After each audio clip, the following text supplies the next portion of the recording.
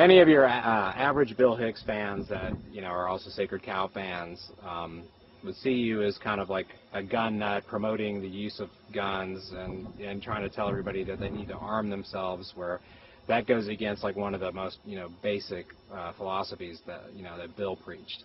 And so some people could see this incident and say, okay, this crazy guy watched a bunch of Alex Jones videos and he got himself all armed and pumped up and went and did this crazy thing. I mean, what do you have to say to those people? Well, I'd say Mr. McCaslin was trained by the U.S. military. He was a Marine Special Forces officer, so I would frankly blame the government for this kill, kill, kill mindset. The Founding Fathers clearly stated, if you read the Federalist Papers, if anybody would just take the time to type Federalist Papers into a search engine or go to the library, that guns are here to defend us from the overwhelming force of government, of the Hitler, of the Stalin, of the Mao. And dictators throughout history, right back to Nero, have sought to disarm their quarry, to disarm their slaves. The first gun laws in this country were against black people. And Bill gets into this whole argument, and it's one put out by Handgun Control Incorporated and others who, you know, get $70 million a year from the big international banks publicly, but because there's a comma between well-regulated militia for the security of a free state, comma, the right of the people to keep and bear arms shall not be infringed, because there's some comma, there's some difference there. We'll go to the First Amendment. Congress shall make no law respecting an establishment of religion or prohibiting the free exercise thereof, comma.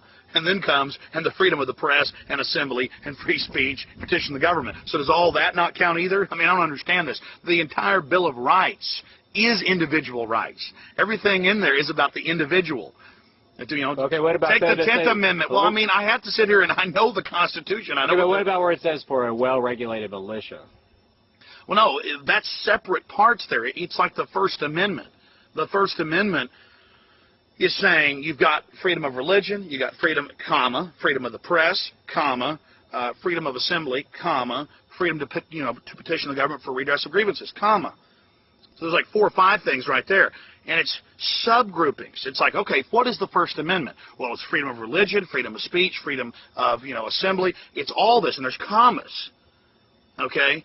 And then they go on to say in the Second Amendment, for the security of a free state, a well-regulated militia. Well, a well-regulated militia, you go to the definitions of the Federalist Papers, that is the people trained in the use of arms. The whole of the people, it's in the U.S. Code. It's men 17 to 54, just like they have in Switzerland with the lowest crime rate in the world today. But all that aside, say, oh, well, McCaslin did this. He ran off and did this. Number one, I never said there was human sacrifice going on there. I said it was mock human sacrifice. Even the local protesters, the Bohemian Grove Action Network, say in the newspaper it's mock human sacrifice. I've shot the video. People have looked at it. They admit it. Same thing's going on at Skull and Bones at Yale. That's been on Fox and ABC News. But, you shouldn't ban guns from the good people because fruitcakes, crazy people, evil folks go out and buy them. There's thousands of murders each year with baseball bats. Do we ban Louisville sluggers?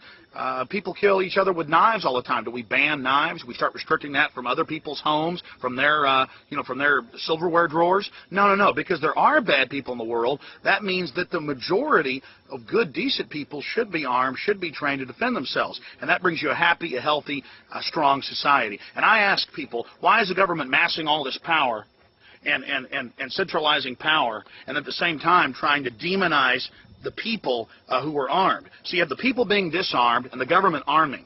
Think about that. All throughout history, Hitler did the same thing. He arms himself and his stormtroopers while disarming the public and convincing them to be willing slaves. Remember, first gun control laws in this country against black people. Racism.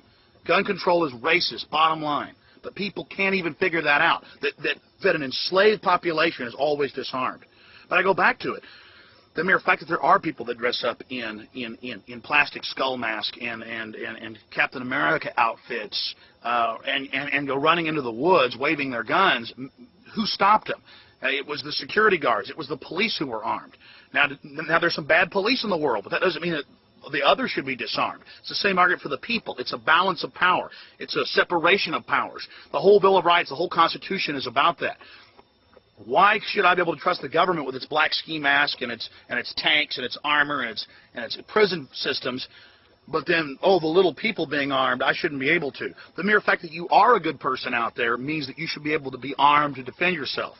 And believe me, if you haven't been a victim of violent crime yet, I pray you never have to become one, because that's when you'll go out and buy a gun. It's the same thing with box cutters. These guys hijack these planes with box cutters. Are we going to ban box cutters? And the media says, oh, we shouldn't arm the pilots, shouldn't do that. Oh, no, they can run a plane with 300, 400 switches. They can do all this, but we can't put an instant access pistol safe in the cockpit, so if somebody's ramming down the door, they can grab the gun and take them out. But, oh, it's hard to have trained professional air marshals doing it. What does that mean?